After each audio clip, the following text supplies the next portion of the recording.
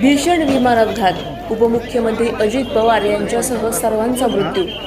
28 जानेवारी 2026 आज सकाळी महाराष्ट्राचे उपमुख्यमंत्री आणि राष्ट्रवादी काँग्रेस पक्षाचे प्रमुख अजित पवार यांचा विमान अपघातात मृत्यू झाला आहे।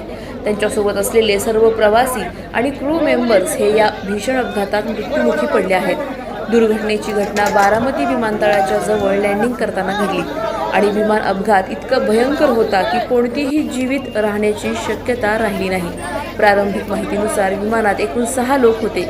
उपमुख्यमंत्री पवार, त्यांचे सुरक्षा कर्मचारी, त्यांचे सहकारी आणि पायलट आणि सर्वांच्या मृत्यूची माहिती मिळाली आहे।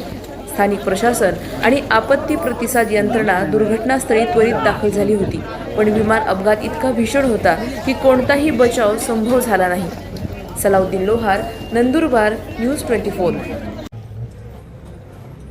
ज्यावेळेस ही घटना आम्ही ऐकली, अजून विश्वास होत नाही की अशी घटना घडलेली आहे। महाराष्ट्रामधला एक उंच, कर्तव्यदक्ष, रोखठोक असणारी व्यक्तिमत्व कालच दुपारी 12 वाजेला ज्यांच्याबरोबर कॅबिनेटमध्ये अनेक विषयांसंदर्भात चर्चा घेतली, ज्यांनी भूमिका घेतली, माझा पणनचा विषय आणला, त्यावेळेस त्यांनी आस्थायिकपणे शेतकऱ्यांचं सोयाबीन, तूर, त्या सगळ्या विषयांची माहिती त्यांनी कॅबिनेटमध्ये घेतली। स्वतः ते त्यावर चर्चाही संवादी करत होते।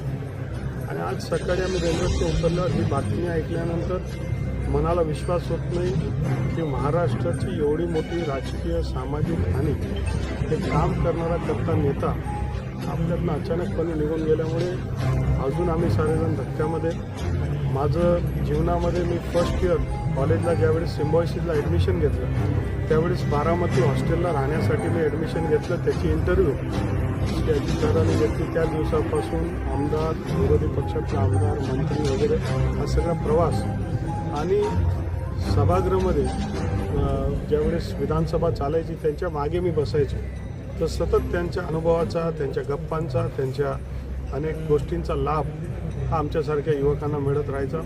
अनेकांना प्रेरणादायी होते, अनेकांचं जीवन त्यांच्यावर अवलंबून होते, अत्यंत टायमिंगला परफेक्ट होते। आणि महाराष्ट्राची फार मोठी क्षती, कधी न भरून निघणारी फार मोठी हानी झाली। अजून देखील मनाला विश्वास होत नाही की दुर्दैवी घटना घडली। आजचा दिवस अत्यंत दुःखी आणि नुकसानदायक दिवस आहे। अशाच घडामोडींचा आढावा घेण्यासाठी आजच आपल्या YouTube चॅनलला सबस्क्राईब करा।